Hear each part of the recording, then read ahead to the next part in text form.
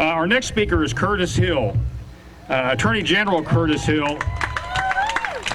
Curtis Hill is the 43rd Attorney General of Indiana.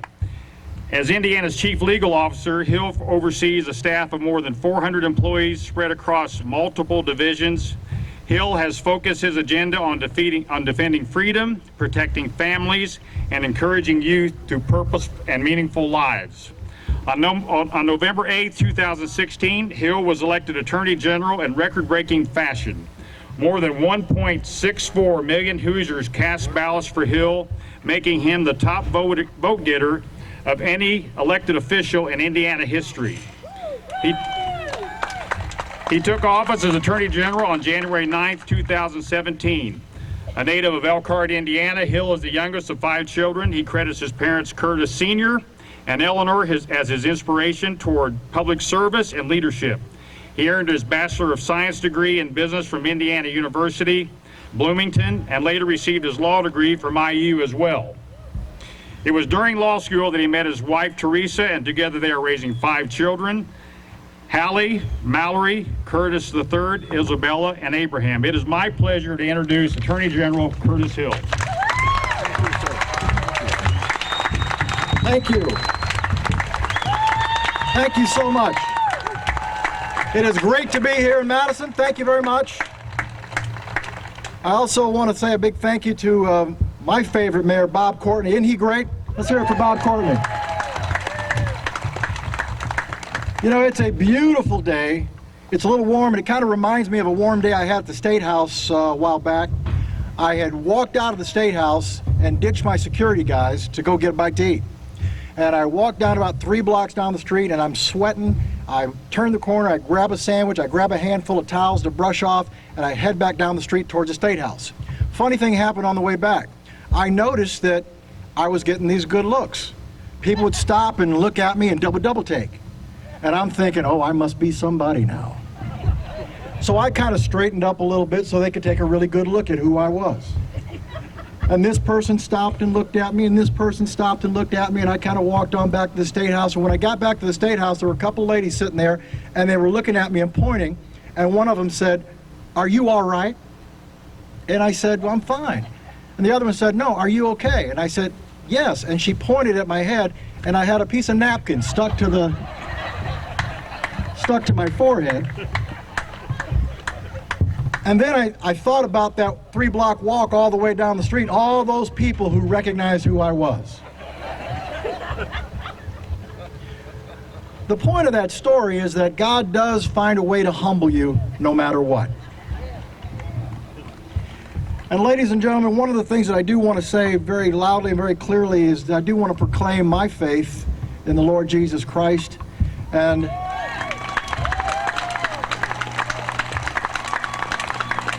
thank Him and Father God for the salvation that's been granted me. I think it's important to recognize that, because when we live in the times that we live in now, it's very easy to see that these could be the end days. Now, I'm not a preacher, but I can read the Bible and I can read the signs, and we have to turn back to God to save this nation. And I got news for you. There's only one way to go in this election that's going to see that happen, and you know what that is. You know, this election is about freedom. Freedom. The other side is about free stuff. We're about freedom, religious liberty, life. I go back to the words of Thomas Jefferson, those so simple words: life, liberty, and the pursuit of happiness. And I think about the importance of life.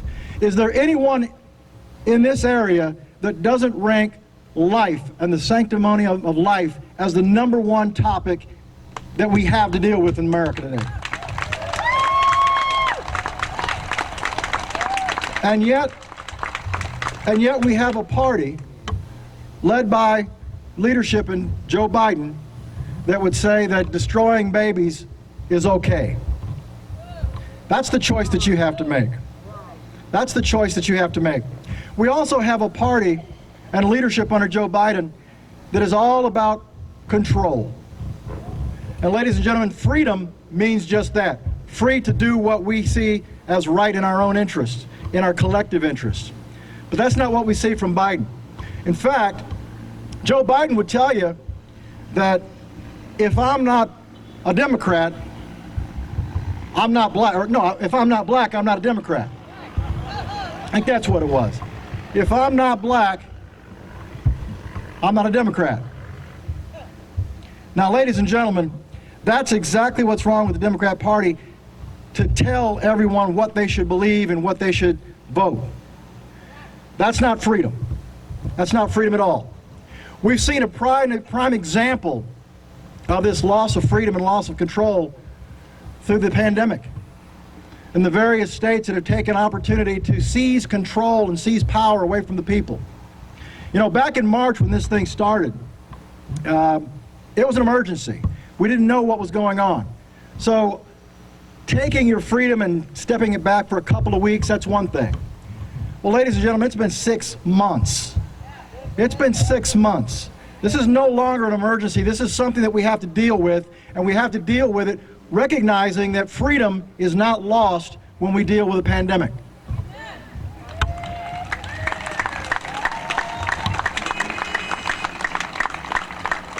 Now, that's not to say that we don't take it seriously. We do. That's not to say that we don't take precautions. We should. But we have to recognize that in this nation, freedom comes first. If we lose our freedom, we don't get it back.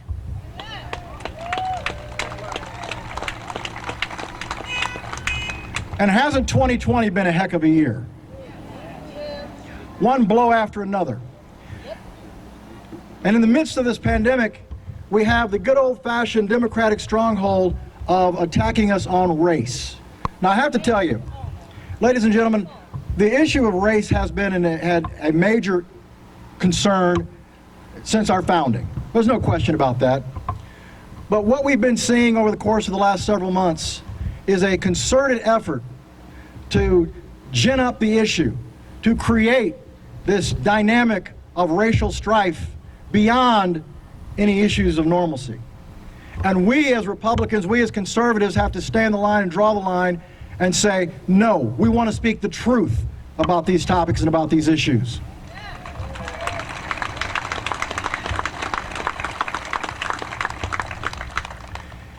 We hear that our police are racist. All of our police are problems because we have shootings. And nothing could be further from the truth. In my previous existence, I was a prosecuting attorney in northern Indiana for a number of years. And I investigated police action shootings. And I remember having conversations with the press and others, and they would say, well, why didn't the cops just shoot him in the leg and wound him? And that was clearly someone that doesn't understand the nature of policing and the risks that are involved. Because from my standpoint, as one who made the judgments on whether or not the action was suitable, I determined that if a police officer pulled his weapon, I expected him to use it. And if the police officer used his weapon, I expected him to use it with dispatch. We give police officers a badge and a gun and the authority to protect us, even at the cost of their lives. And because of that, it is imperative that we provide them with the backup that's necessary to keep them feeling that the community has their back.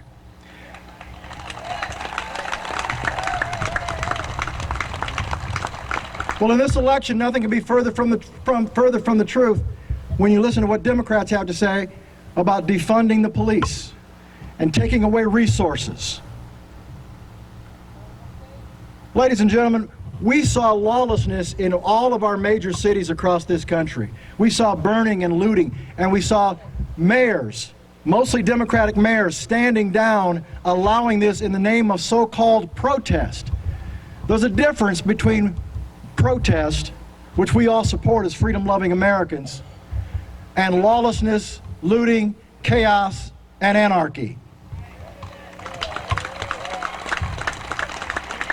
And one of the most disheartening views that I saw as I was watching this unfold across America were scores and scores and lines of police officers standing at the ready but unable to engage because they have been given orders to stand down while their cities burned, while property was threatened, and while people were injured. That's not the America that we love. That's an America that you will have if you elect Joe Biden as your president in the next 4 years. We don't need that. But it's good that we see it's out there because it gives you a bright example of exactly what this world will look like if you allow it to happen. Ladies and gentlemen, I want to give you a couple of numbers, 4 numbers: 13, 35, 50, and 90. 13% of the United States of America, our population is black. 35% of our prison population is black. Now, most people would stop right there and say, well, that means there's a problem in America and it's all about race because we have 35% of the prison population is black and only 13% of the population is black. There's something wrong. And yes, there is something wrong. Let me give you those other 2 numbers. 50% of the homicide victims in this country, 50% of the homicide victims in this country are black. And 90% of the people who killed them were black. 13% of the population, 90% of the folks who kill other black people are black people. Now, I don't say that to be down on black people. I happen to love black people. I want to address it as a point of truth. The truth is that we have a major violence issue in this country that needs to be addressed, that needs attention, that's not getting attention because a certain select few want to take a look at police shootings or other issues and suggest that we have a far different problem in America than what we have. There's one more number I want to add to that. 72. And this is very important. 72. 72% of all black babies born today will have no fathers in the home. Amen. That's compared to 30% in white America. Now, 30% in white America is bad enough. Bad enough. 72% in black America, that's a disproportionate number. Where else did we talk about a disproportionate number? Prison population, 35% compared to 13%. Do you think that there's a correlation between the prison population disproportionality and the disproportionality of no fathers in the home?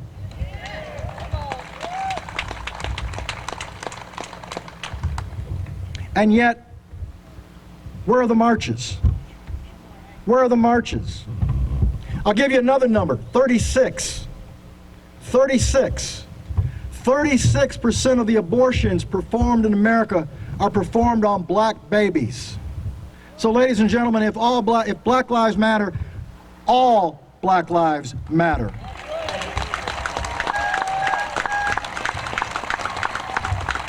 And they do.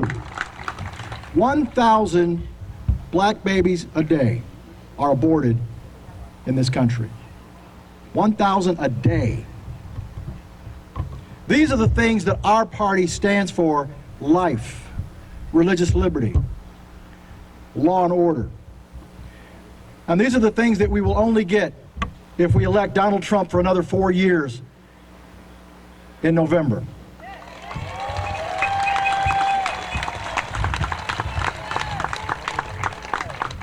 Now, I've had a few experiences with President Trump.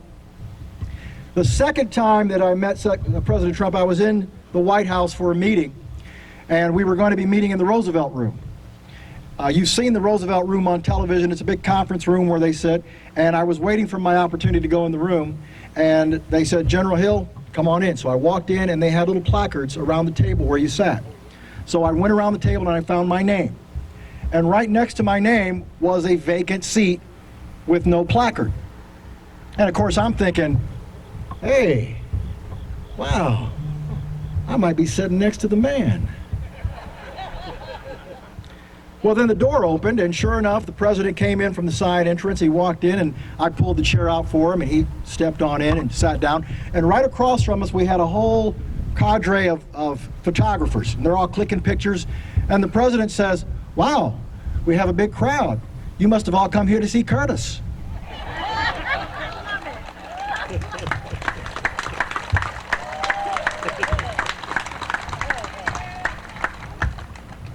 I sort of got a kick out of that.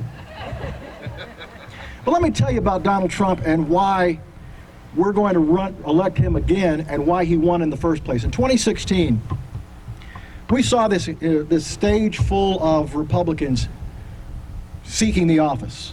And most of them, not all, but most of them were the same old tired treads that we had seen before.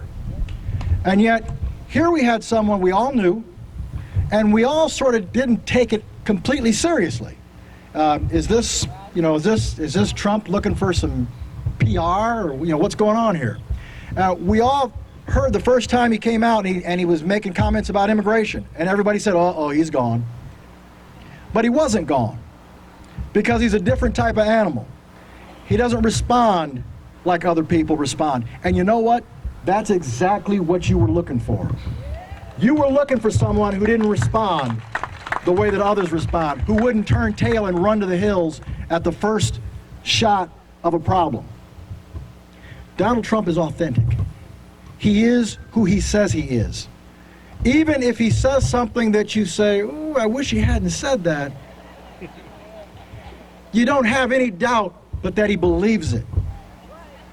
And you want someone who believes what he believes. You want someone that you can depend on. You want someone who will do what he says he will do.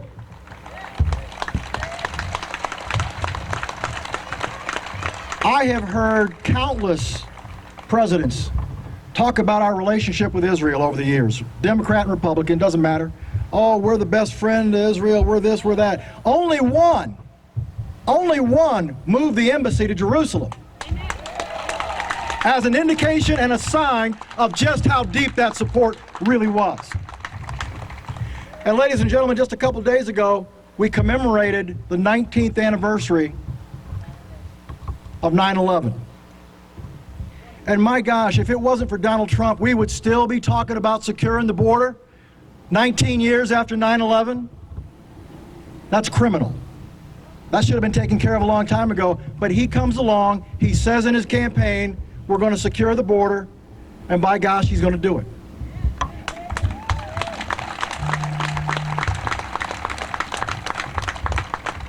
And ladies and gentlemen, we have a president who supports law enforcement. I had someone the other day interviewing me, and they said, well, do you think that the president has the federal authority to go into a city and take over the law enforcement?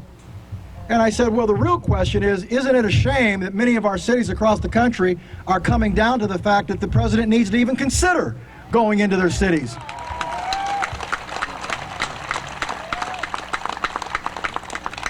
Can we just sit back and let this happen? Here's what happens. If you let this happen, it's going to continue. Now, these miscreants and these anarchists, they've got our number in America. They've got our number that says, gee, we can go ahead and start trouble, we can start problems, and there's nobody that has the will to stand up to us. So we're going to go ahead and just march through these cities and burn these cities and hurt these people. Well, not on Donald Trump's watch. And it's imperative that we support the president so he can in turn support us.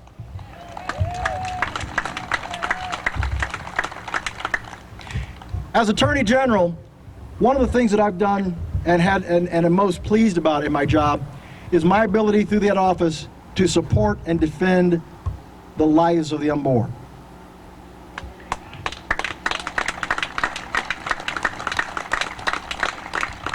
It is amazing to me that there are people out there who suggest that killing a child is a simple matter of choice. And ultimately, while we may talk about the laws that we need to enforce to stop it, it's really like any other thing. It's a hard issue. We will be successful in dealing with the sanctity of life when anybody who's making a choice makes the right choice. The choice for life. Not because we made them, not because that's what the law is, because that's what the right thing to do is. And that is what the conservative movement is all about.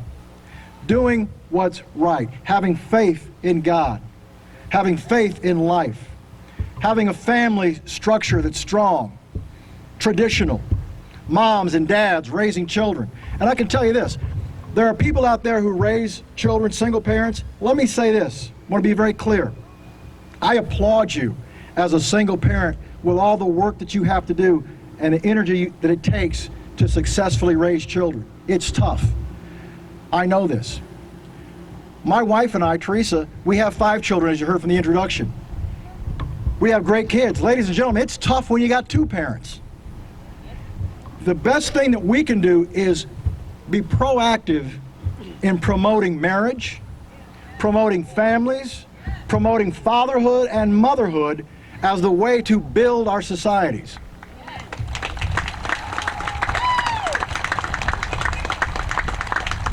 It's as though men or manliness is under attack. You can't be a man anymore. You can't show a boy manly things because we've gone into this politically correct culture that says we have to be fair and equal and et cetera, et cetera. Well, that's a bunch of bunk. We need men to step up to the plate and be men. We need men to be leaders of their families, leaders in their community, and we need to be supportive of that because boys become men. Ladies and gentlemen, I'm very pleased to be here, very proud to be a supporter for President Trump. I'm very fortunate to having met him, looked him in the eyes, shaken his hand on a number of occasions, and I believe that Donald Trump believes in America, loves America, just like each and every one of you. That's why we're all here. We believe in America. We believe in the freedom that comes with America.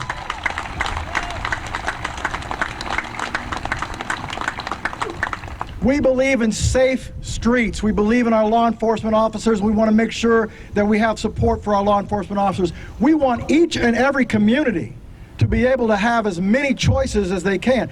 I had a young man that I was chatting with at a program, a young black kid, 15 years of age, and he said he had wanted to be a police officer, but no more. And I asked him why not, and he was the pressure that he was getting from his own community. He said that his family and his community wouldn't tolerate it. And that's a shame because that's what happens out there. There is such a conditioning out there to create this anti-law enforcement attitude, particularly within the black community, but within the youth, to suggest that cops are the bad guys. And the shocking thing about that in terms of the minority communities is if you do anything to diminish police capacity, the first communities that suffer will be the black communities. And the folks who I know in those communities want the police, support the police, love the police, and want to be actively engaged in policing going forward. Ladies and gentlemen, everybody here is voting the right way, so we really don't have to say go out and vote. What we really have to do is come together as conservatives and pray that we can exponentially take our votes and our support and blow this thing up.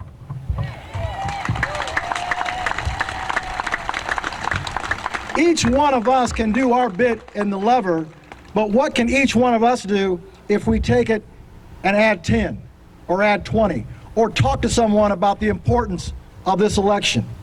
You know, we have a president who said he was going to give us conservative justices. We got 2 on the Supreme Court and 300 on the federal bench. And I can tell you as a lawyer, seeing how this stuff works, that is a big deal.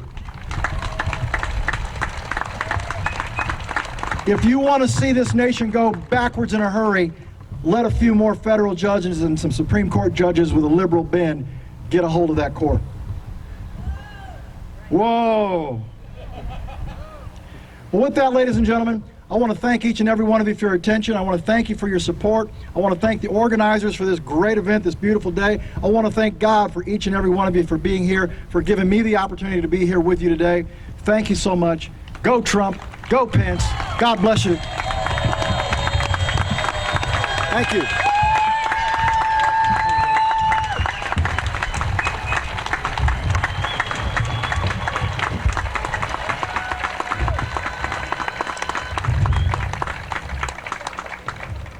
Let's hear it again for Attorney General Curtis Hill.